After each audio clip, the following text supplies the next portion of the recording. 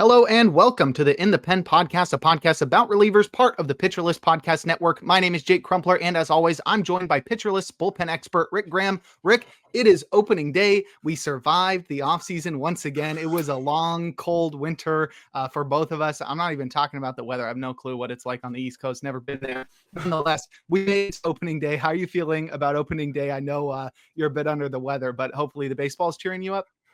Yeah, I mean, I'm going to fight through it for opening day for sure.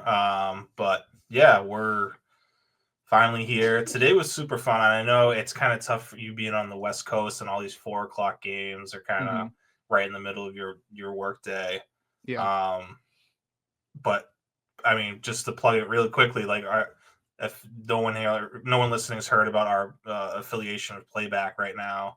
I was in that group. I was in that room for a while today. Super fun. It's like such a game changer. Like having all sorts of. We had a bunch of good guests on. Just a lot of people talking baseball, watching baseball. That's a game changer for us this year. That's gonna be super fun to be a part of. So. And anyone who can just got to get an MLB.TV account and have Playback, which is free. So anyone can, follow along. Nick was stressing out the whole time about every little pitch, but I mean, it was a good time. Yeah, that's playback.tv/pitcher list. We're doing a watch party all day on opening day. And I wouldn't be surprised if they continue to do this throughout the season. Every single day, every game. Oh. I'm guessing it's going to be, they said, I mean, if we can get coverage for every game, or Yeah. like if there's like a day game and like a weekday, if someone's able to, cover it, then we'll be there. But Awesome. definitely like every night on the weekday, we'll have someone covered. Cool. Do you have to like link your MLB TV with Playback? Yeah, it's super easy as long as you have the account. There's an option for it, and there were some issues today. I don't know if you heard about the MLB TV issues. Yeah, a lot of people. Oh yeah, no, the whole like Yeah, server went down. My brother was yeah. texting me. I mean, it's like someone mentioned like I think it was like Spore was talking. It's like when a game release, like Yeah. the first day of a game, servers are always down. They always crash. They can you never really know like the type of you know how big it's going to be, I guess. Traffic. How much of an overload on the servers it's going to be. So but I think MLB TV has been working tonight. I mean, there's only one game right now, so but yeah, tomorrow night at least we have a bunch of games, so should be good tomorrow night.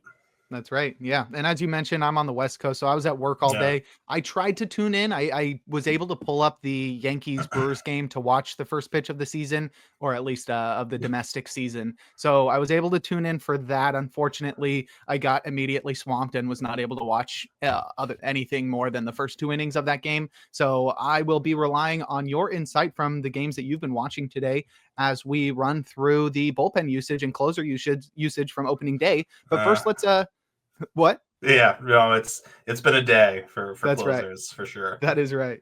But first, let's talk about the news and injuries and transactions we discovered right ahead of opening day. Pretty much the final bit of news. Nothing super important, and we'll definitely have some more information on this news as we get into the opening day performances. But let's start with Terry Francona saying he honestly doesn't know who the closer is. He said it depends on how we get there. Right now, Santillan is an easy choice, but he might be too valuable getting to the 9th. I sent that tweet directly to Rick right when I saw it because I was like, what does this even mean? Is he saying that Santillan's an easy choice for the closer, but they're probably going to use him high leverage because he's so good? And it's still unclear who the closer is going to be, but we'll definitely have a chance to talk about this more. But what was your initial opinion when you read this news from Francona?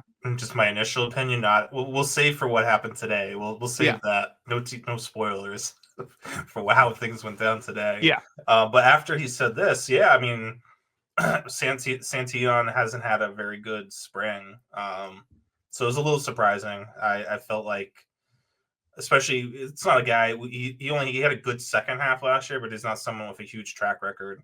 Yeah. So I wasn't, his velo was down the spring, and then he did show up today. He pitched really well. His velo is back to where it was last year. So I like the idea of Santillan, the second half of last year, Tony Santillan being the closer there. That would be awesome. That's Yeah. that's a gold mine for fantasy leagues if you can get them. But yeah, I feel like there's still some things to figure out in that bullpen. Yeah, definitely. I think Santillon's got the highest upside in that pen. So if you're looking for somebody to have some just absolutely incredible season in that bullpen, it would likely be Santillon. Let's discuss what Bruce Bochy had to say about his bullpen. He said that Luke Jackson would get the first shot at the ninth and that Robert Garcia and Chris Martin would be in the mix. We got confirmation on No that today spoilers. on opening day. But yeah, Bruce Bochy said that definitely out of nowhere. I don't think we had discussed Luke Jackson all offseason. I think we talked about him more when he was on the Giants and not pitching than we talked about him this offseason being a potential closer for the Rangers. But now here we are. What's your opinion on this? I think when in our like AL preview, I maybe just like mentioned like, hey, Luke Jackson's having a good spring or something like that. But that's about all we've talked about him. Like not Yeah. as like a closer or anything. Obviously he has. I mean, he has more save experience than anyone else in that bullpen.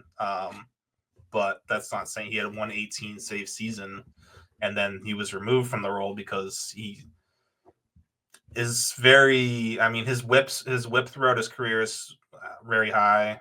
He's very struggled against lefties for most of his career as well. Like struggled to a point where he's not usable against lefties. And it didn't work today against the lefty. But yeah, well, I don't know why Chris Martin. I wonder if like Martin doesn't want the role. I mean, I don't know why is Martin not the guy? He's had Yeah. a good spring. He's super stable. It's like someone you can. I don't know. It's just a weird one to me why they're just going with Luke Jackson, who they brought in for like a couple million. Mm-hmm. I mean, he probably could have. He I wouldn't have been surprising if he didn't get a guaranteed contract this offseason. Yeah. Like it's, I know like you hit gold with Kirby Yates last year, but it's two apples and oranges. Like Yates had two massive years as a closer not that Mm-hmm. long ago, where he was one of the best, arguably the best closer in the league. So Jackson's never really had that type of stretch. Yeah, very different types of pitchers if you're looking for that surprise breakout season. I mean, Jackson has had a couple of spurts where he's looked pretty solid, especially 2021 when he had a sub-2 ERA, but then he missed all of 2022 and returned with the Giants. It was pretty solid in a small sample in 2023, but he's been so inconsistent throughout his career. He's always splitting the sub-3 ERAs with ERAs over 5. So it's not somebody I would really go into the season trusting that much, but we'll see what he can do right now. We'll talk about his performance on opening day in just a little bit. Let's jump into the injuries, starting with Felix Bautista, who is coming off Tommy John surgery. There was some uncertainty about whether or not he'd be ready for opening day, but we got confirmation Felix Bautista ready for opening day. It's likely that his workload's going to be somewhat limited early on, probably not a lot of back-to-backs, but this is definitely good news to know that he's ready and raring to go. Didn't get a pitch on opening day, but nonetheless, Felix Bautista is ready to be the Orioles closer. Yeah. Again, it's probably just back-to-backs that you have to worry about him as far as getting save chances for. So I don't really feel like there's a need to roster anyone else in that bullpen at the moment. Sir Anthony Dominguez pitched today in a blowout. I mean, Gregory Soto might have been the guy who, I don't know who would get if they have back-to-back saves, it might be Soto at this point because he had a better spring. Mm-hmm. Maybe even Cano, but I don't think there's any need to really roster any one of these, anyone else outside of Batista right now. Yeah, totally. All right, let's stick in the AL East and discuss Liam Hendriks, who will start the season on the 15-day IL with a compressed nerve in his right elbow. Really tough past couple of years for Liam Hendriks. Obviously went through cancer treatment and then Tommy John surgery. Really long recovery from that. Almost made it back at the end of last season. Didn't quite make it there, but now won't even be able to make it back at the start of this season. As I mentioned, he's dealing with a compressed nerve in his right elbow. Fortunately, good news, he expects to resume throwing early next week, so we could see Liam Hendriks probably mid-April. But this does, or probably should, inspire extra concern with somebody we're already concerned about. Yeah, it seems like it's minor is what they're saying it's minor, but I don't even know. I'm almost, I don't want to say relieved, but like it's kind of like reassuring that at least he wasn't just that bad in spring, and his velo wasn't that low because he was healthy. Like, Yeah. there's actually something in there that wasn't right. So that gives me some hope that there's like a chance for him to be productive this season. That said, it's still like his elbow's still acting up, which is not what you want to see. But if they can figure this out and he can get back to, throwing 96, 97 again, then all of a sudden we have a potential closer in Boston. Because I do think that, we'll talk about Boston's usage later, but like I do think they would prefer, the Red Sox would prefer Hendricks being that ninth inning guy for them. Yeah, that's probably the case considering he's a right-hander. And I don't know. I feel like just from a PR perspective, you probably want Hendricks in the ninth over Chapman. Yeah, I mean, definitely. I mean, two opposite ends of the spectrum, those guys. Yeah. That's right. All right, let's discuss our final injury as Kevin Ginkel will begin the season on the 15-day IL with right shoulder inflammation. Right now, reports are suggesting it shouldn't be longer than a minimum stay for Kevin Ginkel, but this does pretty much write him out of the closer competition there in Arizona. I know there was a little bit of a push to sort of include him there as we wrapped up the offseason because we didn't really get clarity on who was going to take over the ninth in Arizona. But with Ginkel starting the season on the IL, it's definitely down to just two guys. Unfortunately, Diamondbacks game hasn't started yet. We won't be recording long enough for it to wrap up and see bullpen usage so we can actually, have some actionable information here. Nonetheless, it's down to just Justin Martinez and AJ Puck in Arizona. And maybe Joe Mansupply. All-star Joe Mansupply.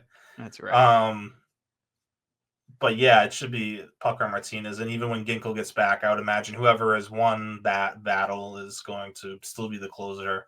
Yeah. Because whoever it is, I mean, they're both really good. So yeah, Ginkel thing kind of came out of nowhere. It feels like one of those, there's always those like opening days shock kind of IL stints you just don't see coming. Yeah. Ginkel's one of them. Yeah, I don't remember hearing anything about him being shut down in the spring at all. So yeah, he'll still come back. He'll be in a setup role when he gets back, and definitely lengthens that bullpen. Yeah, definitely a good guy to stash in holds leagues if you get the You can, opportunity. Maybe yeah. somebody dropped him.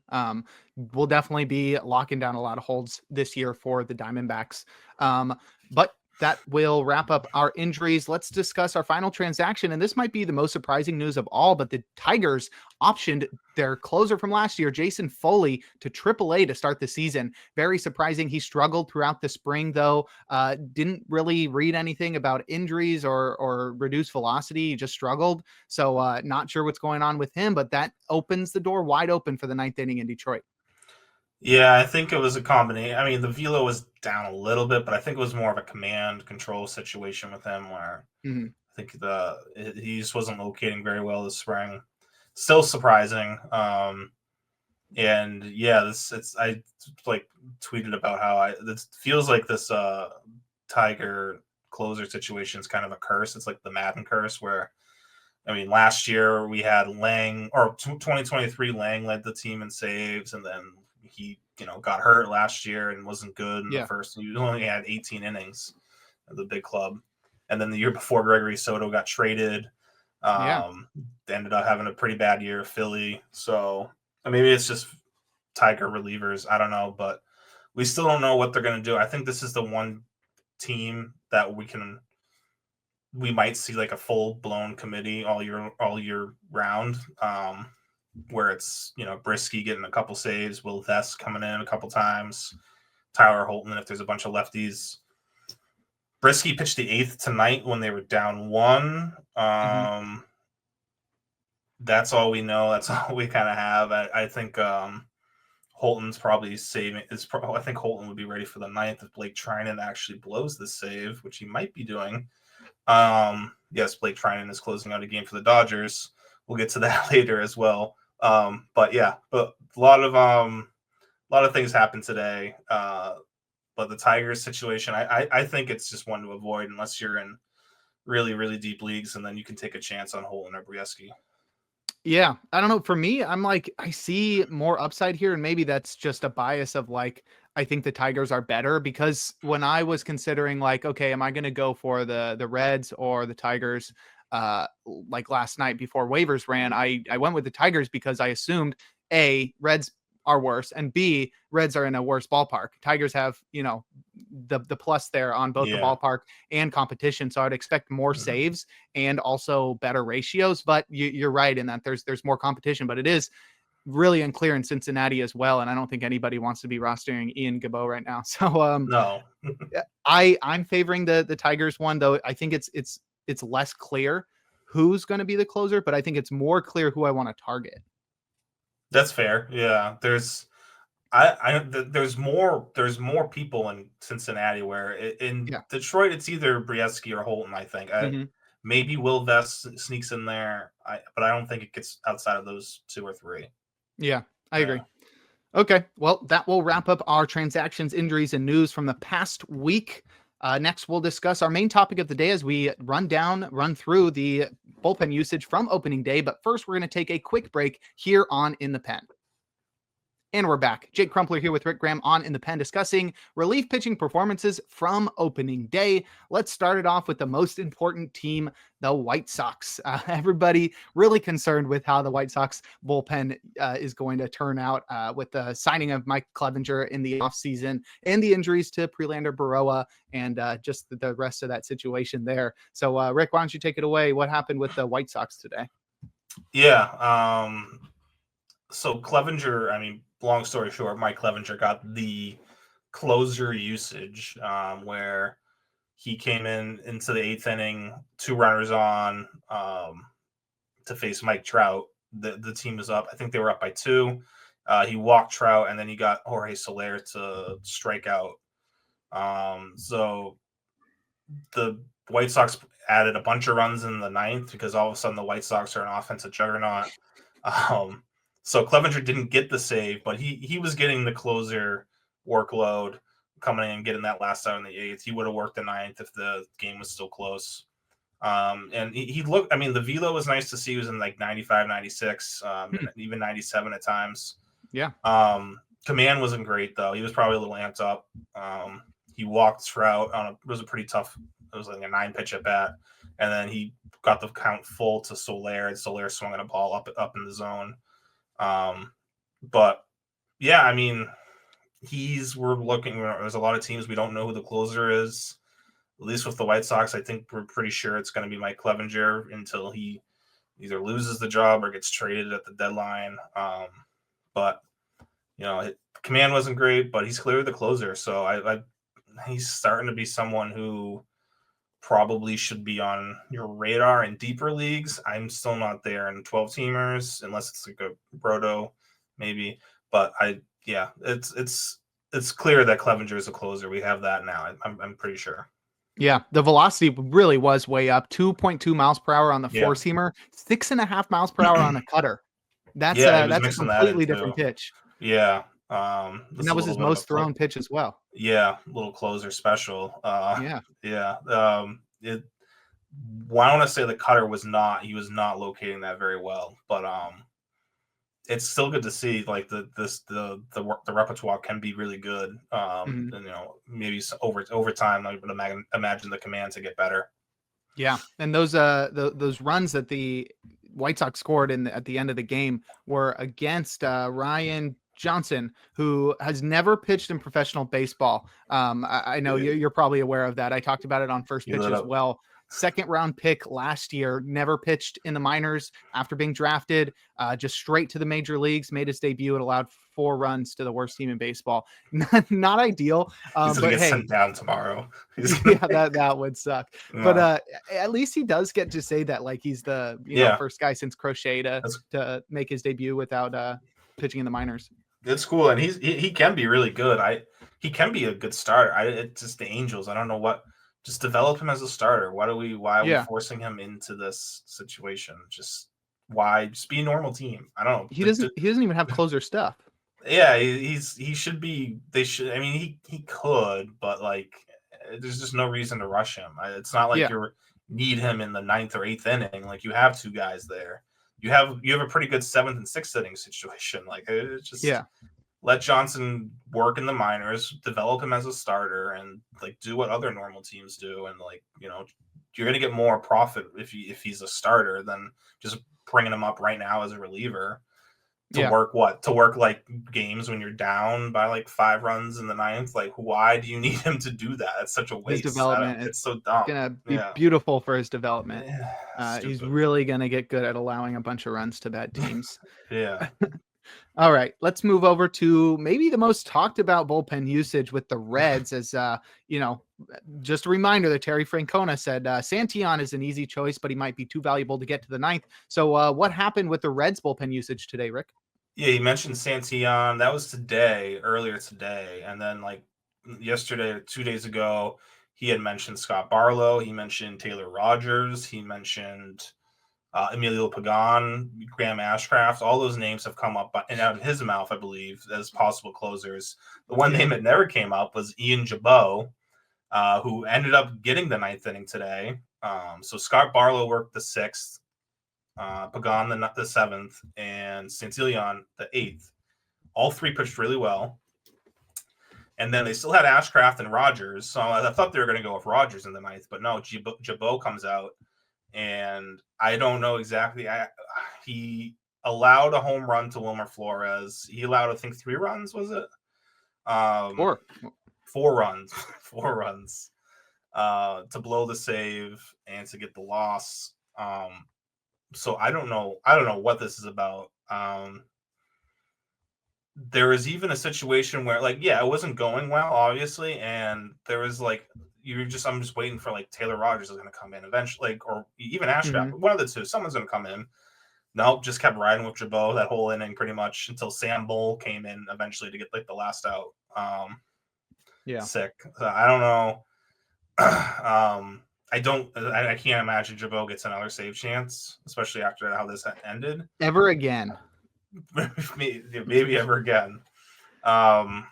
The craziest part is that it was against the top of the order. Like, it made some sense. Yeah, if he came in against the bottom of the order, but it was the number 2 hitter to lead off the ninth. So what we learned is that anything Terry Francona says we cannot trust, because Santillan pitched against the bottom of the order in the 8th inning, and then they gave Jabot the 2, 3, 4 hitters in the 9th. Make that make sense? I don't know. It makes someone messed up. I'm thinking maybe Francona just overthought it, or I don't know. It's just a weird, because that's. I don't know. Maybe he's just trying to do too much. It doesn't make any sense that Jabot ended up getting the middle of the order in the 9th inning. Yeah, I mean, they still had guys. I just don't know why you wouldn't use Jabot in the 6th inning or something. Yeah, or like just like you still had Ashcraft available. You mentioned you still had Rogers available. I don't know why you would then go to like the last guy in your team that was an NRI that had a, what was his ERA last year? I don't think he pitched last year. He pitched 2 innings last year.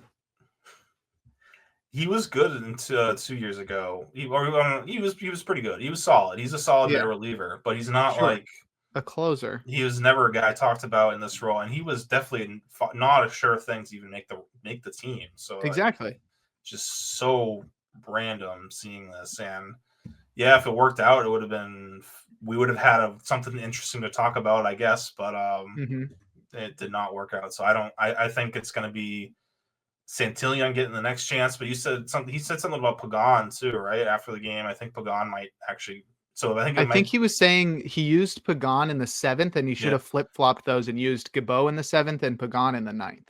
Yeah, that makes some sense. Or Santillan in the 9th, but or Barlow looked good too. I mean, I guess they don't want to use him because of it's the contrast, the differences between like the situation and the Rangers is like, because like Luke Jackson had a terrible season last year, and like they saw enough out of him this spring to think like, oh yeah, he's gonna be a closer. I thought that might be how the Reds looked at Scott Barlow. It's like, he looked terrible last year, but he's having a really good spring and he's closed before, so like he could be the guy. But I think Barlow's not in that mix anymore. So it looks like it's Santillan and Pagan are the next ones up. Hopefully we get some more clarity over the weekend, but I think I would only be interested in rostering Santillan right now and maybe Ashcraft in deeper formats where you can kind of stash him, but I don't think he's a must add at this time. Yeah, no, definitely will be a situation to keep our eye on. I think Francona is probably gonna, pull us side to side every single game where it's like, Yeah. we get Gabo on opening day, and then in the second game they do exactly what we expect them to do, and then it's all over the place. And then by by May, Alexis Diaz is back, and now it's even worse. So this He's could always be a had a terrible guy. Bullpen. Yeah, It could just be bad all year. maybe, but Francona's not a committee guy. He's always had Yeah, stuck with a guy. Um, maybe he's just afraid, like because he's mentioned he how doesn't he know the wants guys. he or that yeah, but like he's like Who are you people? he's talked about the SpongeBob meme. Yeah. He's talked about like how he wants Diaz. They want Diaz to be the closer when he gets back. So maybe he's like afraid, like someone like, oh, if I put Santillan in there, you could Someone's gonna actually. be better than He's him, and gonna. then Like, we I don't know don't. what to That do. doesn't make any sense. So that's. I'm just trying to think of why he went with Jabot in the ninth. Maybe I don't know. No. And Could have you just were been a brain smart. fart. You were smart to suggest to look up the post game interview, which we did, and all Yeah. he did was say, "Yeah, I mean, I thought it was gonna work, basically," and it just didn't. He's like, "Yeah, maybe I should have like used him earlier in the game and used somebody else in the ninth, but that's how it is." I was like, "Oh, okay, that's okay. That's what we're going with." Yeah. It's not like I understand what he's saying. It's like, yeah, we were just trying to get there with the lead. Totally Yeah. get that. But you had Taylor Rogers. You had Graham Ashcraft available. Hmm. Like, why did you go with Jabot? I don't. Maybe he Yeah. just wanted to say the name. He Maybe. picked up Yeah. the bullpen phone. He's just like, "Hey, get your bow going." This could be cool. This could be a cool Yeah, story. this is gonna be dope. This is gonna be Yeah. sick. The fans are gonna love this. Yeah. Yeah. Ian Jabot Really coming out. good first impression from Francona there. And it sucks too because I feel Yeah. like Francona is one of the most like respected managers I've Yeah. experienced in my lifetime where like everybody loves him. I know. And that's what part of me was like, and I don't like Francona doesn't have an ego at all, but this almost feels like he was just trying to like think like, oh, I can like we're gonna pull Ian Jabot in the ninth and we're Yeah, gonna get watch us like this. yeah, like but like he doesn't seem like the guy who would do that either. So it's just just a brain fart. I think I don't know. Yeah, I I don't don't. know. Getting old. Yeah, it's his first game back in a year. Maybe yeah, just needs to get some more work in. That's right. That's right. He just needs to get into the flow of the season, and the Reds will be cooking. But Exactly. that blown save did set up the Giants for a save, and as expected, Ryan Walker came in, secured the save. He worked around a hit by pitch and a single that ended up scoring that run after the hit by pitch batter moved up on defensive indifference. So Ryan Walker confirmed the closer in San Francisco. Yeah, I think that was that was to be expected. Yeah, The Duvall pitch. I don't he did not. know who pitched the eighth because again the Giants were losing in the eighth inning. Yeah, I think it was Tyler. Yes, Tyler you're right. Rogers. It was Tyler Rogers. Um, so yeah, good to see. Well, I mean, hit by pitch and a single. You got out. You got through it. They had a 3-run lead, so not a big deal. Nope. But yeah, hopefully we'll see more. I saw Walker pitch the other day, their last spring game, and yeah, his stuff is so fun to watch. He's one of those guys who kind of, I mean, like Blake Trinan, who just finished this game, like just like fastball moving one way, sliders moving the exit like so far the other way. I don't know how anyone hits these guys. It's crazy. Yeah, I love watching Ryan Walker pitch. Yeah. Let's move over to the Red Sox, where we were really interesting to see bullpen usage here, especially because we've been talking about it all offseason, and then we got confirmation that Chapman was going to be the closer and that Hendricks was going to start the season on the IL. So then what ended up happening with the Red Sox on opening day? So I mean, and to be fair, Alex Cora did say that like Chapman would work in the eighth inning, time to time as well. So Chapman worked the eighth inning today in a tie game. And I don't know who was up that inning. I didn't see that inning. I would say that probably Corey Seager was up. And maybe another lefty in the middle of that lineup. But I'm guessing it was to face, Seager, their toughest lefty. So, and yeah, It was Seager, Langford, Adolis, and Berger. 3 righties out of there, but at least I mean Seager to start it. So Mhm. yeah, that that makes sense. That usage checks out. I don't think that means he's not going to be closing games this year. I just think he's going to, work like Cora said, he's going to work the eighth sometimes, which allowed Justin Slayton to work the ninth when they went ahead, and Slayton ended up picking up the save. He had a pretty easy ninth inning. Nothing crazy happened. So, again, is there going to be enough between the two of them that they can both be rostered? Maybe.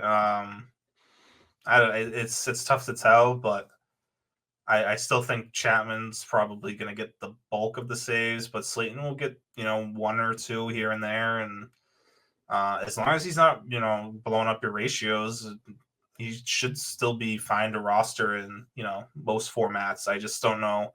There might be higher upside options available. It's really dependent, I guess. Because they'll be eating into each other's saves. Yeah, it's.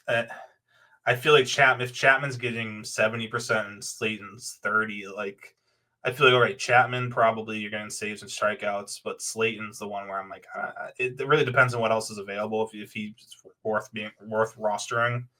But for now, I mean, if there's nothing else interesting on the wire, I don't hate holding on to Slayton, especially with Chapman's track record, and you never know if he goes out and has two bad outings, that could be it for him. So. Yeah, it makes things interesting in Boston, though, that Slayton got the first save after Chapman was, named the closer. But yeah. I wonder how many people are going to get like tricked by that. They're going to, do a quick, just look over it real quick and go, oh, Justin Slayton, time for $100 fab bid. Oh, I have him in TGFBI now that I think about it. And I put him in the lineup too. I'll take a save. Let's go.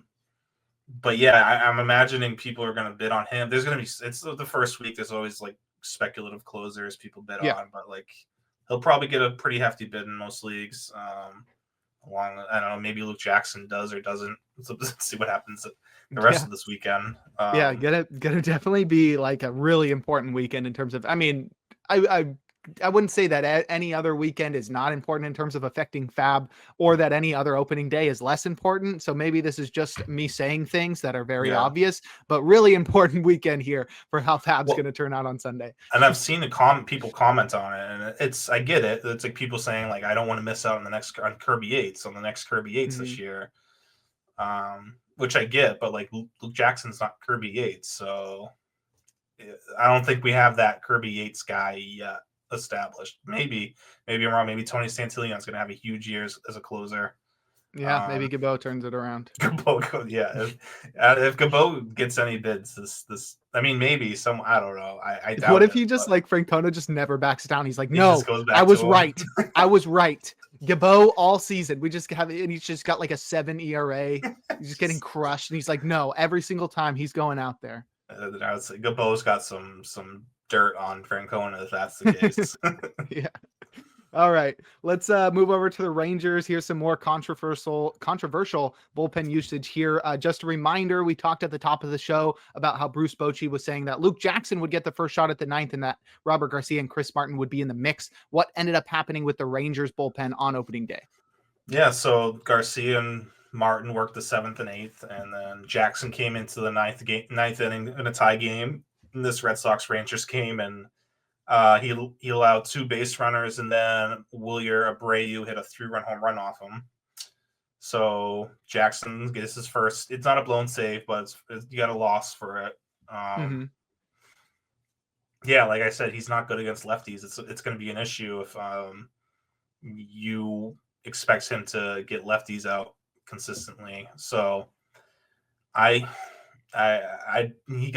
said he would get the first chance, so is he gonna get the second? That's the key now. No, just the first. Bochy, I know. Bochy, did someone ask him if he's gonna be? I'm sure he won't answer that, but like, Chris Martin should be the closer. It's just, again, if this is like we were kind of talking before, it's like these veteran, like legendary managers. It's like it's almost like they're just overthinking it today, like, or in general, like Luke Jackson. It should not have been even in. I know he's had a good spring, but he shouldn't be a guy closing out games right now. Like Chris Martin, unless like Chris Martin just doesn't want to save. He's never been a closer. Maybe he just doesn't want the ninth inning. I don't know. I don't understand why he wouldn't be the guy. He No. had a good spring. He's had a Yeah. good career. He had a good year last year. Like, he's just solid. He should have been the guy in the ninth, and Robert Garcia could mix in if you have lefty heavy lineup. I just seeing Luke Jackson in there was weird. I feel I like it guess could work with Luke Jackson if yeah, you like platoon him like that's strictly the with thing, Garcia. Anytime right? there's a single lefty in the ninth, you go, no, we're going to Garcia. So it's like a 40-60 split where Garcia is getting most of the saves, and then you can use Martin as a high leverage reliever, but that's still Yeah, so risky. you gotta like, especially this Red Sox lineup's filled with. I mean, they're lefty heavy. The best hitters in that lineup are left-handed. So Mhm. it's almost like Lou Jackson kind of has to have like a low leverage role for this series. Like, and Yeah. then you have to have Garcia, and did they have another lefty on their bullpen? I don't know if they have another lefty. Jacob Latz, I thought they used to have. Latz is still there, yeah, Oh and no, Pennington, but he's down. they got Milner. Oh yeah, Hobie Milner. I mean, he's fine. Um, yeah, that's like you use Milner in the seventh and then Garcia in the ninth if you're looking ahead, because yeah, lefties are kind of the way to get the Reds are yeah, lefties are the way to get the Red Sox, out of how left-handed they are. But yeah, they just really liked how Luke Jackson's spring went, and they thought, he's had a good half season as a closer before. Maybe he can do it again. And I'm just not so certain of that. But again, if it's not Chris Martin, I guess Robert Garcia. That could still be. It could still be a bit of an adventure. As much as I like Robert Garcia, he was a little dicey today, but overall unscathed. So yeah, I would expect Martin to get the next save, but maybe they try Jackson again, or maybe I don't know. This could be a bit of a headache for a little while. Again, if we don't see them get a save chance by Sunday night, and you're looking for fab bids, I wouldn't spend a lot on Luke Jackson. I'll tell you that. Like, maybe a little bit, but you're probably going to get outbid, and that's I think that's fine. I wouldn't lose sleep over losing Luke Jackson. Yeah. No, he really he doesn't have the weapons for lefties. I did some quick research. He throws the slider like 60% of the time against lefties, and it produced a 57% ICR last year against left-handed hitters. So it's his most thrown pitch. It gets absolutely demolished when he throws it. So I don't know what the alternative is there. The other pitch he has is a curveball. It's not really good. no. Yeah. So he's sort of in a situation where he should be the opposite of a loogie, where he's just only facing right-handed hitters. That's fine in the ninth, but you have to ensure that he's got like 4 or 5 righties in a row. Otherwise, you're gonna have to take him out as soon as a lefty comes in, because his splits are so bad. Yeah, that's this is like not a guy you can use as like a high leverage. If you're talking high leverage and like those spots, you should be able to get lefties and righties out. Yeah, he's more of a specialist. Mhm. So yeah, it just doesn't make sense for him to be closing out games at this point in his career. Totally. All right, next we're going to discuss the Yankees game, but first we're going to take a quick break here on In the Pen. And we're back. Jake Crumpler here with Rick Graham on In the Pen, discussing the opening day bullpen performances. We are now halfway through and we're now going back to the first game, as we'll discuss Devin Williams facing his former team as he got to pitch in opening day for the Yankees. Yeah, he struggled, but I was thinking, like, who knows him more than the Brewers? I mean, those hitters have probably faced him a ton of times, in the off season, in the cage, in spring. And you could tell they were dialed. It's like almost like they probably know some of his tells. Like, they probably know when he's throwing a changeup, or if he's going fastball. So yeah, William Contreras is just like, hey guys, he's gonna do this. Yeah, like they seem locked into what he was throwing. No one was really chasing outside of Jackson Churio, who was chasing the whole game. Yeah, oh my God, I saw him on the first pitch of the game because that was all I could watch. He swung as hard as he could and missed by so much. Golden sombrero. He went 0 for 5 with 5 Oh Ks. no, I know. That's worse than a sombrero. What's I the think it's next the one? platinum sombrero. Yeah. Ooh, nice. Congratulations. It's a rare one. But yeah, he threw 36 pitches and allowed 2 hits, a walk, and an earned run, but he got the save still. But 36 pitches, guessing he's definitely not going to pitch tomorrow. Mm-hmm. I don't even know. Like, do you bring him back Saturday? It's so early in the season. Like, that's a huge like amount of pitches that for a reliever. So maybe he's available Saturday. If not, he's definitely he should be available Sunday. Mm-hmm. But yeah, something to keep an eye on. If you have like Friday changes or whatever your league uses, I don't know if Devin Williams is going to be available the next 2 days, or at least the next day. Who would you expect to get the save? Because I know Luke Weaver did pitch Weaver today. pitched. I don't think he threw too many pitches, so he might be available still. The Fernando Cruz maybe. I don't think did he pitch today? I know they used they went with Leiter in the 7th. Yeah, Tim Hill, Leiter, Weaver, Williams. So yeah, outside of Devin Williams, Boone kept stuck with his returners from last year. So yeah, maybe Cruz. I don't know, but I feel like Weaver's probably good to go.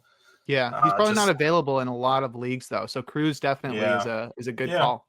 Yeah, you want to take a shot on someone for sure. All right, Yankees bullpen, not surprising. Similarly in Houston, as the Astros won their opening day matchup and turned to their closer from last year, how did Josh Hader perform in his season debut?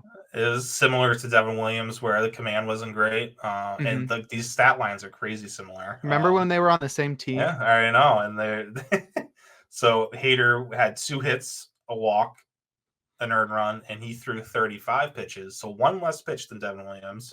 Wow. But the same stat line outside of that, and he too got lucky. Juan Soto bailed him out at the end of the game, chasing a slider, very un-Juan Soto like. But yeah, this is one of the games we were watching. This was super fun. Luis Angel Acuna had like a 12 pitch at bat against Hader and drew a walk. Everyone was fired up. And that's like how important stuff like that is, because that walk led to Soto getting a chance at least, and that's all you can ask for is, you want your star player getting a chance to tie or win the game in the 9th inning. So he walked, and Soto chased the slider out of the zone. But again, Hader probably not pitching tomorrow, maybe even Saturday. Brian Abreu did pitch in this. I think I don't know what his workload was. I got it. 25. Yeah, I was gonna say he didn't have a clean outing as well. So 3 walks. Yeah. Command was shaky in the first outing. I get that. It's nothing to be too concerned about yet. But what happens tomorrow? I don't. The rest of this bullpen is so Montero. I mean, he's the only guy that's like, he's the guy yeah. Yeah, but I mean, Taylor Scott pitched for them last year all year, 70 innings, about 2.23 ERA. They trusted him last year, but I don't know. I agree. I was thinking the same thing. Like, who do they turn to if Abreu and Hader aren't available? It's got to be Scott and Montero. Contreras. He's only thrown 6 games in the 6 innings in the majors. Yeah. Montero barely made the team, but maybe. I mean, Ian Jabel barely made the team, so who knows? It's gonna be our joke all year long. I'm not gonna. Thank you, Terry.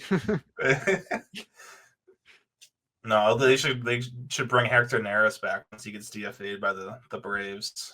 Yeah, that's Hector Neris. The Braves trusted Hector Neris with a lead today, and it obviously didn't go well. So yeah, classic. Hey, well, anyway. At least they got Jesse Chavez back. That's right. They can get rid of Neris, bring Chavez back. He'll be good for a sub-3 ERA and 15 holds. Yeah, as long as he's on the Braves. Like 3 strikeouts, yeah. Yeah. All right. Well, some concern in Houston, but it's just the first day of the season, so nothing to get up in arms about. But still, Josh Hader and Brian Abreu struggling with their command there. Wondering who might be in line for vulture saves in Houston. It's something to keep an eye on. Next, we'll move over to the Phillies. They have a very talented bullpen that just added Jordan Romano in the offseason. So I think everybody was under the impression we sort of knew what the bullpen usage was going to look like on opening day. But I think it was either the game situations itself or I don't know, the manager's usage, but not really as we expected. Is this how you expected it to turn out?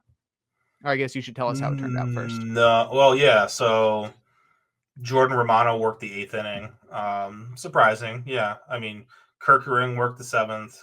Was expecting Alvarado to get the 8th, but they went to Romano instead, and he immediately was like shook. You could tell he was like nervous or something. I don't know. It was kind of weird. Like he hit a guy, walked a guy. His command was all over the place. Yikes. So yeah, they were up 2 runs in the 8th when he came in. He ended up blowing the save, and the game ended up being tied up. And Alvarado ended up working the 9th in a tie game. Looked dominant, looked just as good as he has looked in the spring. So yeah, I mean, is Alvarado the closer there? I don't think it's out of the realm of possibility. I mean, he was so good this spring. Maybe, nothing was ever promised to Jordan Romano. I think we all just assumed, and I assumed because he's the guy with the closer pedigree, kind of. Like, he's having a fine spring. He didn't lose the job, so he should be the closer. But the way things turned out today, and especially the way Romano pitched today, I feel like that just gives Alvarado even more of a chance to, take that 9th inning role and run with it. And that's a guy, yeah, like we're talking about upside and possibly available in waivers. Yeah, that's the guy I might blow some money on this weekend. I was about to say the same thing. Like I'd be picking up Alvarado everywhere, honestly, especially because he's sitting 2 miles up, which is back to what he was. It's not up from any previous state that he's been in, but he's back up to averaging 100 miles per hour. Yeah, exactly. So, like, we've seen that Alvarado before, and he's dominant. And like, he was a guy we've entering last season, we were expecting that this Alvarado, and he was going to be the closer. Yeah. And his velo was down all year. He was just not the same guy. And maybe we were just a year too early on him, because he's the one guy who the upside is just massive. If this is how he's going to pitch all year, with this velo, with this command, I mean, it's game changer. And Romano, that's a tough one, because I thought Romano was going to be pretty safe. Maybe it was just a matchup base, but I want to say, again, there's too many games going on, but I don't think the matchups like warranted anything, Chris. I think James Wood was up, so I was like expecting Wood or Alvarado to be there for Wood. So that would have been the top of the order. Yeah, it was Cruz, Young, Abrams, Wood, Garcia, Bell. But it's that's right. He started at the bottom of the lineup. It was 8, 9, 1, 2, 3. So 8, 9, 1. I mean, going with Romano 8, 9, 1 in the 8th. That doesn't scream closer or like top option. No. Again, we were talking. Abrams is in there, but also maybe they were just trying to save Alvarado for Wood in the 9th. Sure, but didn't work out. Yeah, exactly. And they didn't bring. He wasn't ready to go when Wood came up in the 8th. So I don't know. It's something to see. Hopefully, we get another game this weekend where we can see how they get used. But it's looking more and more like Alvarado is the guy to roster here. But I'm not saying to drop Romano yet, or it's over for Romano. But definitely go get Alvarado. Well, yeah, if you can pick up Alvarado, pick him up as soon as possible. Yeah, and they have enough lefties in that bullpen to use Strom Alvarado as a closer. Yeah, Strom and Tanner Banks there. Right. Really good lefties that are good enough to be used throughout the game. I mean, Strom's good enough to be a closer on most teams. So if you've got him as your high leverage lefty, and then you still have Alvarado for the 9th, I think you are in a pretty good spot. So I think, go get Jose Alvarado everywhere. Keep your eye on Romano. Don't drop him yet, but we should have a better idea, honestly, by next podcast, what to do with Romano. Yeah. Next podcast, we should have some actual answers, hopefully, for some of these. That's enough. Totally, such a small sample size. One game. All right, drop them. It's always fun, though, to speculate. This is the funnest show, because it's like, making assumptions on one game. Yeah. Yeah, you Nobody never. else is seeing like the home run from like Vinny Capra and being like, Yeah, oh, go pick up 162 Vinny home runs. Capra. Yeah, 162 home runs. Here it comes. But yeah, you see Jose Yeah, Alvarado pumping 100 and getting that's pitching the different. ninth inning. I mean, Yeah, that's different. That yeah. is different. All right, let's stick in the NL East and discuss maybe somebody that you can drop after opening day. The Wow. Nationals got to go to their closer on opening day. He did what he does. Yeah, he tried to get the Kyle Finnegan. loss. Kyle Finnegan tried to get the loss, but he held on. Again, this is the same game, that Phillies game. So after Mhm. Romano blew it in the 8th, tie game in the 9th, Finnegan comes in, and I did he walk the bases? Like, his command was terrible. 2 Uh, walks and a hit. yeah, 2 walks and a hit. I was gonna say he was all over the place. But he got out of the bases loaded jam, didn't allow a run, and wound up getting in. Yeah, he didn't get any decisions. So, um, I mean, it's Kyle Finnegan. It's kind of it's always gonna be dicey with them. I feel so. Mhm. This is what you pay for. But at least he didn't get a loss, didn't get a blown save or anything. So Well, and he we know that just he's the closer. yeah, he's the ninth inning guy. Ferrer pitched earlier. I don't think does it say who worked the 8th in that game? It was fair. It was Ferrer. He was in the 8th. Okay, yeah, I think he He came in he the pitched the 7th. 7th and the 8th. Yeah, Yeah, he got yeah. 4 outs. Yeah, it's about right without Jorge Lopez in the mix right now. So, Mhm. um, yeah, I guess we knew Finnegan was going to be the closer, and this is just this was the one thing that was like, yeah, that's about right. This checks out. There's nothing Yeah. surprising here. That's right. All Um, right. Well, that's probably not the case for the next one. I don't think that the next one is, mm, exact opposite. You got Kyle Finnegan, in the bottom tier, and he comes in, he doesn't allow a run, and then you got our number one closer coming in for the Guardians, and not living up to what we expected. Class A blowing his first save opportunity of the season, allowing 3 hits, but he still came away with the win as the Guardians offense bailed him out. But not what we wanted to see from the consensus number one closer on opening day. no, and especially how things left off in the postseason, it's like goes right into, and the spring wasn't good for him either. So now it's like I'm not like blowing the alarm bells yet, but I mean it's like the postseason, spring, and now opening day. It's not great. Bad Again, all trajectory. three, yeah. Especially, I mean, we didn't advise anyone to draft Class A Devin Williams or Josh Hader, and it's not like any sort of victory lap in opening day, but it's just to show that like these guys are all superhuman, and like even as though they're the best, they're still gonna have like bad outings like they all three of them had today. Like it's nothing to panic about either. It's yeah, with Class A, but um just like allowing 3 hits, and he was like a little, they're kind of, some of them were cheap hits. I didn't see, we turned on to that I think as he was blowing the save, so I didn't see how he allowed the first 2 base runners. Let's see, Perez single, I mean a couple of hard hit balls in here. But yeah, it's I, I don't know. It's a little concerning with just how things ended last year, but at least it was good to see his velo was back up. Like there was some concerns this spring about his velo being more 98, 99, but he was up in 100 today. Yeah. And I think last year he was even down, or 2 years ago or whatever. But Mm-hmm.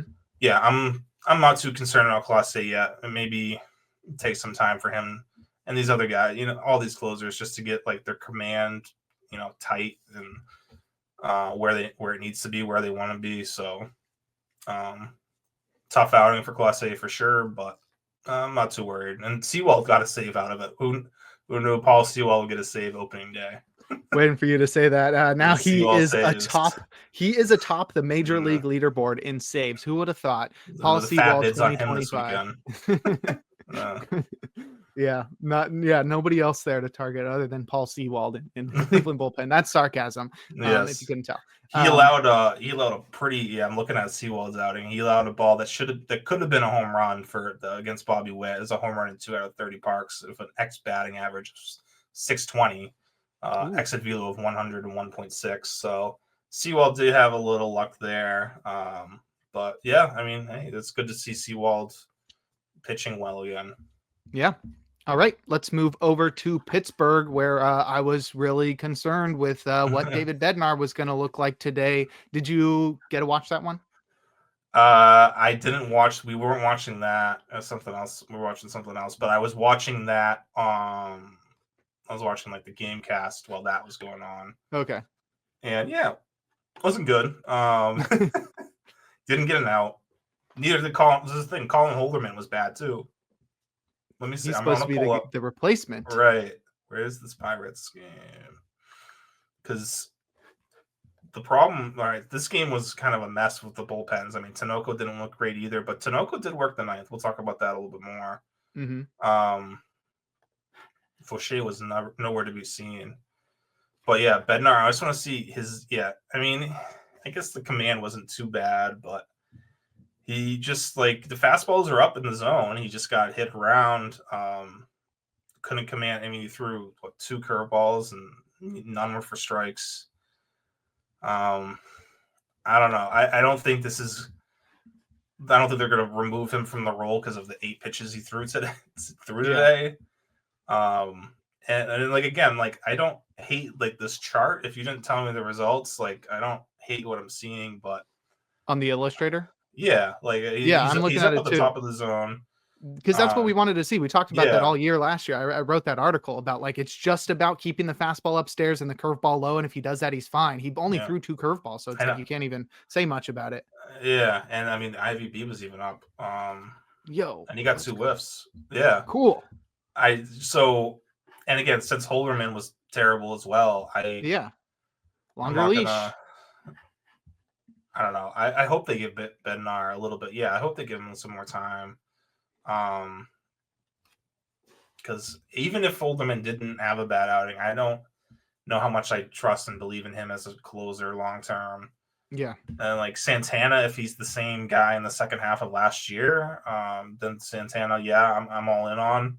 I did a side note kind of with Santana. There was an article from, I forget the writer, someone MLB.com covers the Pirates, talking about how Dennis Santana like contributes all of his success last year to Aroldis Chapman, and like how Chapman was like his mentor, and like he learned like his work ethic through Chapman, and like coming to the gym at 7:30 and all this. So like Chapman, who the Pirates did not have any interest in keeping this offseason when they could have probably used him, was the reason why like guys like Santana had a breakout year last year. So I thought that was kind of interesting. Yeah, let's target somebody whose role model is Aroldis Chapman. That's the other thing too, is like this guy is contributing all the success to. And then also Chapman's not there, so like can he carry it over? Is he going to continue working as hard as Aroldis Chapman? I don't know. But so yeah, outside of Santana and Holderman, there's really nothing that jumps out as far as who's going to take over the closer role if Bednar does lose out on it. Again, this was a tie game too. It wasn't a save situation, but still, it's the Marlins. This is the problem. Is that had some context to how bad this was. Is that their lineup was, oh my gosh. Kyle Stowers was just like, yeah, I mean, Bednar should not be. He didn't get an out in the 9th inning. No. He just 3 hits, or I mean, 8 pitches, 3 hits. I think so. Yeah. Yeah, not great. But especially with the dicey spring he had, I want to admit they talked about him tipping pitches last year. I have to wonder if that's still. Oh, it was just 2 hits. Yeah, a triple to Nick Fortes and then a single to Kyle Stowers. A triple to Nick Fortes, which is like pretty impressive, honestly. If you're giving up triples to Nick Fortes, catcher? He's a catcher, and he's just like arguably the worst offensive catcher in baseball that starts. Really? Maybe. I mean, Nick Fortes, out of all the catchers in baseball that are, I mean, if you include the guys who are injured as well, I feel like Nick Fortes is probably the least productive offensive catcher. We're talking about starting catchers or just starting catchers? Okay, because I was about to say like Austin Hedges is still playing. Yeah, starting catchers. Okay. Nick Fortes hitting triples is a little weird. Yeah, definitely got a little unlucky. I agree. Very small sample here for Bednar. I don't think his stuff looked any worse. And honestly, despite the 2 curveballs like way out of the zone, his command looked better at least just Yeah. from the illustrator. I obviously didn't get to watch him pitch, but I expected, after seeing the results of this performance, to have a lot less confidence in Bednar. But conversely, The, honestly, my confidence is going up, which maybe maybe I'm crazy. you might be. I feel like the book on him is that he's it's just kind of where like Craig Kimbrell was when Yeah, you're he right. struggled, where like his curveball is filthy, but it's he can't throw it for a strike, and he needs to be able to show it, at least show that he can throw that curveball for a strike. Because I feel like hitters are just teeing off his fastball now. They're able, and even if he's throwing at the top of the zone, they're able to get like their bat path up there, because that they Yeah. know they know that's the only thing they have to worry about. If he can't throw a curveball for a strike, if I see any sort of spin, I'm just going to lay off of it. So, Mm-hmm. um, yeah, that's my biggest concern with him is, and again, it's like it seems like it's a simple fix, but it doesn't always happen. So, um, like Kimbrel's gone and back and forth with that being an issue for him. Sometimes it takes a while to kind of change. So I do still have hope for Bednar. I'm not getting rid of him anywhere. I don't even know if I would add anyone yet there. I mean, I guess like if you're in a deeper league, yeah, Santana and Holderman, sure, why not?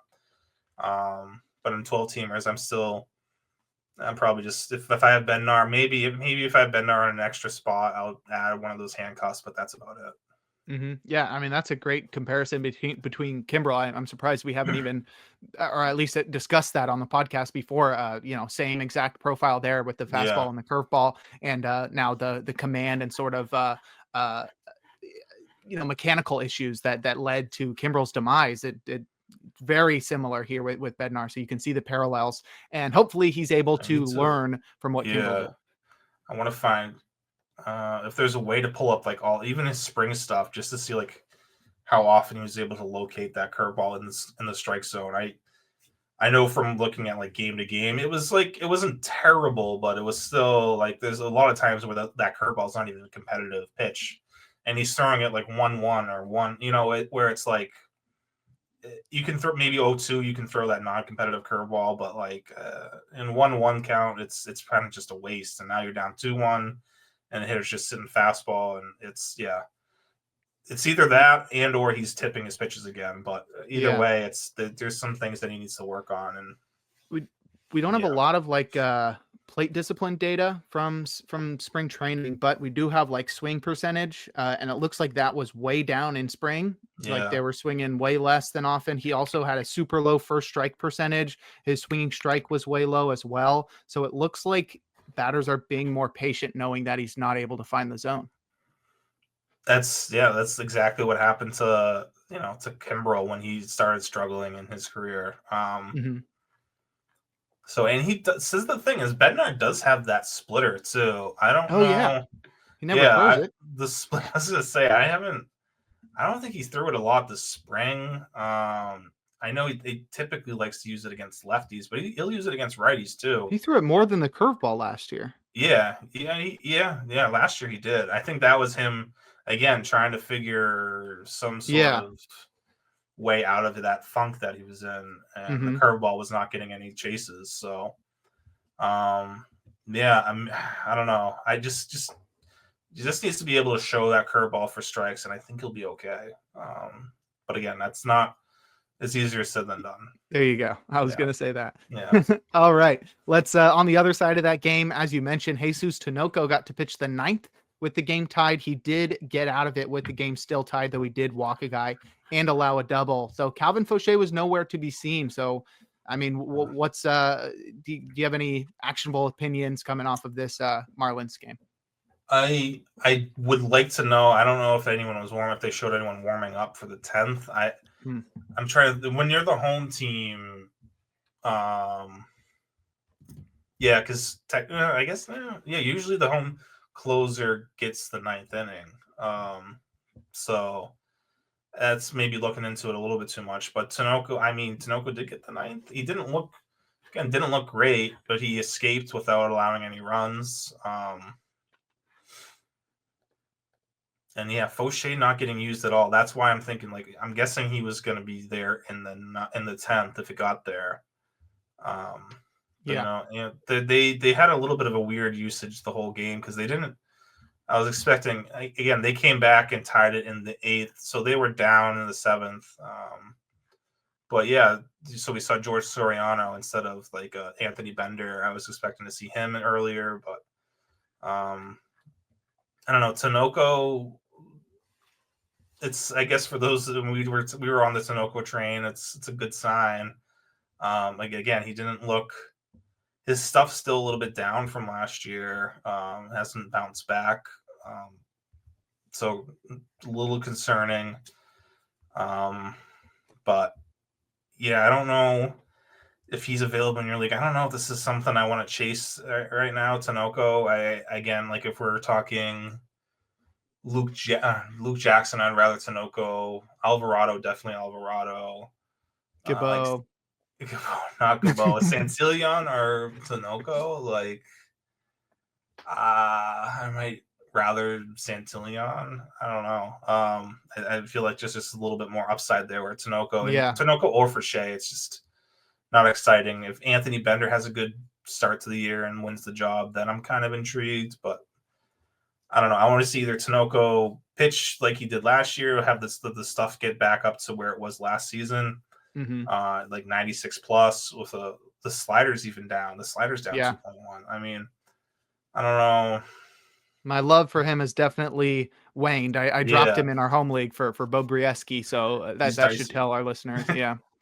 It's a little yeah. The profile to begin with. I mean, this is a journeyman who allows a lot of home runs. So Famously gave I up Aaron know. Judge's 60-second home run. Yeah. So yeah, I guess in deeper leagues. I have him in TGFB. Did I get a win from him today? I did, didn't I? Ooh. Let's go. I Yeah. got a win and a save from two guys I shouldn't even been rostering, honestly, That's or right. put in my lineup. Yeah. Unless I put Bender. Oh, I don't know. Yeah. I think I'm in that boat where I wouldn't drop Tanoko in Yeah. leagues 15 teams and deeper, but in a 12 teamer or shallower, I'm dropping him. Yeah, that's kind of 12 teamer, especially like head to head points. There's no real reason to hold on to him, I feel like. Yeah. All right, let's move over to the Padres, who have a lot of guys there to turn to, but they turned to Robert Suarez in the 9th. How did that go? It went all right. He had to work through an error, a really bad throwing error from Xander Bogaerts. Oof. First Just time like at a shortstop, lazy, huh? I know, just like a lazy bad throw on a routine ground ball. So Suarez looked kind of like we've come to expect. It's a lot of fastball, but he did mix in his changeup a lot more. He threw 7 changeups on 24 pitches. Yay. They were hit or miss changeups. Okay. Some good ones, some bad, some useless, but it's at least encouraging to see him trying to throw. And he worked. It's spring. It was like 50% fastball changeup. So Mm-hmm. He knows he needs to have a second pitch. And the velo looked great today. He was like 99, like he was last year. So it's up from the spring for sure. Mm-hmm. So just one of those guys who holds back in the spring, like a lot of these closers. So yeah, I'm a little bit more optimistic about Suarez after today, despite it being. I mean, I think the tying run came up. Yeah, he got Ozzy Albies to ground out to end the game, I believe. So I still don't expect him to be a huge strikeout guy, even with the addition to that changeup. But I feel like it at least will help reduce some of the hard contact he was giving up towards the end of last year. Yeah, like he's 100% gonna regress, probably significantly, but this will help offset that if he has the Yeah. changeup, give him another weapon. Yeah, he should be. He's fine for now. Yeah, he's obviously still a candidate to be traded. So there's that. But I'm a little bit more optimistic about his outlook with the changeup being a legitimate secondary offering. agreed. Yeah. All right, let's move over to the Cardinals, who, no surprises, turned to Ryan Helsley, and he honestly maybe had the best closing performance of the night. Zero runs allowed, struck out 3 batters, worked around a double, secured a save, and the slider was up 2.5 miles per hour, up to 91.6. The fastball down a little bit, but it didn't really make much of a difference as Ryan Helsley dominated there against the Twins. How are you feeling about him after this one? Yeah, I mean, it was a great outing. We got at least one closer that didn't make things dicey. I mean, I guess he allowed a double, but they were up two runs, so I mean that's fine. Yeah, I the slider being up that 2.5 miles per hour. I'm curious to look at the shape on that. That feels like almost a whole new. It's more of like a cutter maybe he's throwing, or just tweaked his slider. I don't know. It'd be interesting to see how the shape looks compared to last year. Mm-hmm. But yeah, good start for Helsley. That's a Twins team that strikes out a lot, so but he's a strikeout. Helsley's a strikeout guy. We're gonna get strikeouts from him. We know that. So yeah, good start to the year for him. Interesting too, and we were kind of confused, like thinking about who's going to be the 8th inning guy there. Phil Matone worked the 8th, and Chris Roycroft worked the 7th. There you go. So no Jojo Romero or Ryan Fernandez in those setup roles. Interesting, I thought, because that's who I had pictured being. That's who I would have thought would get the 7th and 8th, but yeah, Roycroft and Matone. Weird. All right. Yeah. Well, let's wrap things up with the Dodgers and Tigers, who were squaring off in the last game that we are able to discuss as the final 2 games. The A's and Mariners, as well as the Cubs and Diamondbacks, will not be wrapped up. Those are still underway in the early goings, first third of those ball games. So let's discuss the Tigers and Dodgers that just wrapped up. We'll start with the Dodgers. They won the game and turned to Blake Treinen in the 9th. However, they got Tanner Scott in the 8th. What is going on here, Rick? Are we ever going to be able to, guess what the Dodgers are going to do? Is it even worth it? I mean, I think it's more so giving a lot of more opportunities for fantasy managers, but it's frustrating for Tanner Scott rosterers. Why? I don't know why we thought that Tanner Scott was going to get every save. I mean, we knew that wasn't going to happen, but then somehow, Dave Roberts gaslit us into thinking, oh, maybe that's going to happen. It's not. It's like just with Frank. These guys will say one thing and then their actions are completely different, and that's fair. I understand that. I'm not blaming them, but we should probably know better by now that, especially Roberts has been one, especially he's got so many options, and he doesn't need to just know the answer or know what he's going to do right then and there. So what was Scott faced the bottom of the order too? Right. So it happened right before we came on. They had pinch hitters in place, so it was 2 lefties and a righty. It was McKinstry, Jake Rogers, Kerry Carpenter.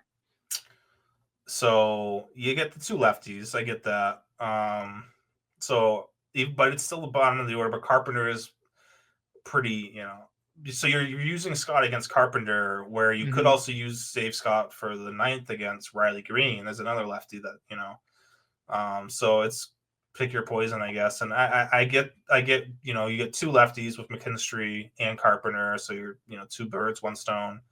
But yeah, it worked out. Well, other than McKinstry hitting a triple. Well, yeah, I mean, Scott gave up some loud contact, but he only allowed the 1 run. Then Ohtani went deep. And but Treinen also worked around a hit and a walk, and kind of was dicey in his save opportunity. But he was able to get. I mean, the pitch he struck out Riley Green on was so nasty. The front door sinker. Green had no chance on. Yeah, I don't. Again, this is I think that this isn't that surprising to me, because these are the 2 guys that Dave Roberts did talk about is finishing games with. Scott will get the bulk, but Treinen will also be there too. So if there's 2 lefties in the 8th, Scott's going to be there. But I guess if if there's only 1 lefty in the 8th, will probably go to Treinen.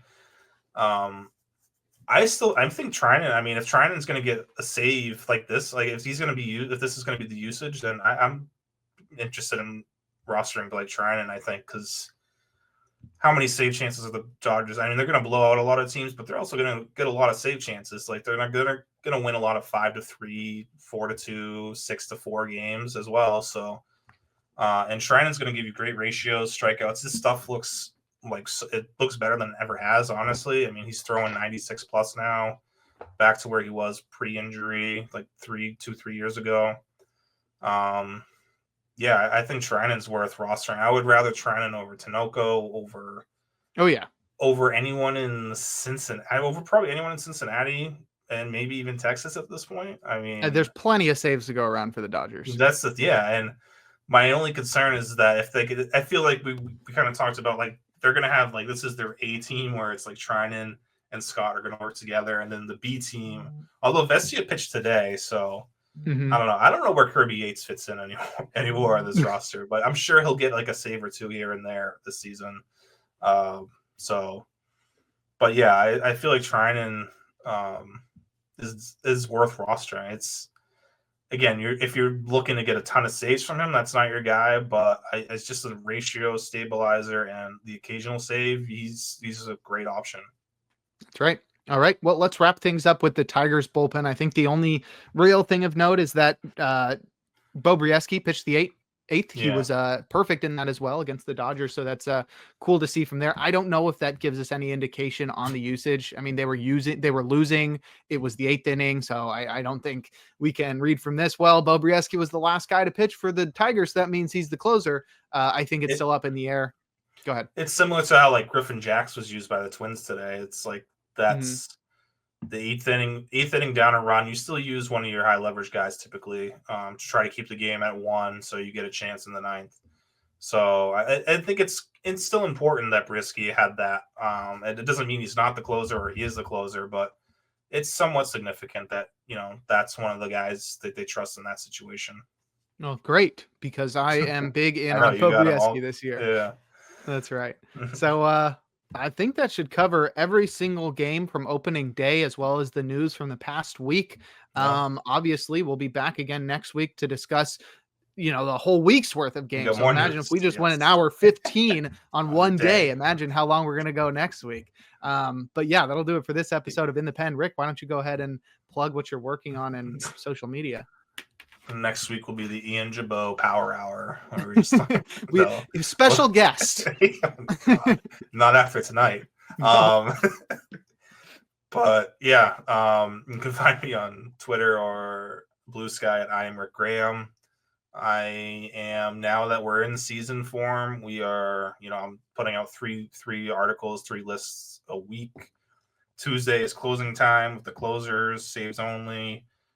Thursday is the hold up with holds guys, and then Friday will be save plus holds, and also our bullpen depth chart will be on that list, that article as well. So I've modified it a little bit this year, but at least we'll have a bullpen chart on the website for those interested. I think it's going to be helpful, especially when you're going into the weekend. How do I win this week? Like, finding bullpen matchups that might work for you. That's where I'm going to try to focus on. So. That will be out tomorrow, and hopefully that is helpful. And then also we started the show with, but like, if you haven't heard about the whole Playback, Pitcher List, MLB TV partnership, like, it's definitely worth checking out. It's super fun being able to watch games with and talk to people at the same time. And the only games that were blacked out were ESPN games, so that's not. I mean, obviously today there was 2 ESPN games, but I mean, there's not, ESPN's usually just Sunday night, so we're basically able to see every game. So it's going to be a fun year with that. All right, playback.tv/pitcherlist. Make sure to bring your MLB.tv account to link it on playback.tv. I'm going to try to join tomorrow. We'll see what my workload's like at work, but hopefully I can get in there and contribute or at least hang out a little. But you can follow me on Twitter at Jake Crumpler. You can follow the pod at In the Pen Pod. I am posting the First Pitch podcast Monday, Tuesday, Wednesday, and Thursday. And then obviously In the Pen on Friday. Make sure to check out all the other great work we have on Pitcher List, especially from the Going Deep team, pumping out articles all year long, every single week. deep dives that will, give you much more insight on players than you'll usually get from the shorter articles or at least the shorter blurbs that we have for players. So yeah, definitely go check out pitcherlist.com, and we'll talk to you all next week.